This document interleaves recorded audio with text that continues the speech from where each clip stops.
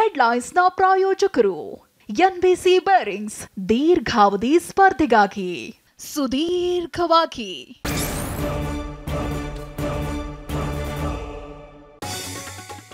ಕಲಾಪದಲ್ಲಿ ತಾರಕಕ್ಕೇರಿದ ವಾಲ್ಮೀಕಿ ನಿಗಮದ ಹಗರಣ. ಅಧಿಕಾರಿಯ ಡೆತ್ ನೋಟ್ ಓದಿ ಸಿಎಂ ಉತ್ತರ. ಸದನ ಬಾವಿಗಿಳಿದು ಬಿಜೆಪಿ ಆಕ್ರೋಶ.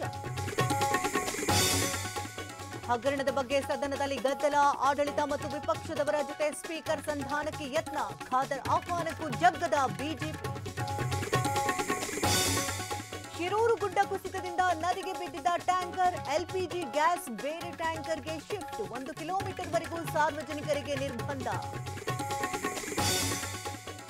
ರೈತನಿಗೆ ಅವಮಾನಿಸಿದ್ದ ಮಾಲ್ ಕಳ್ಳಾಟ.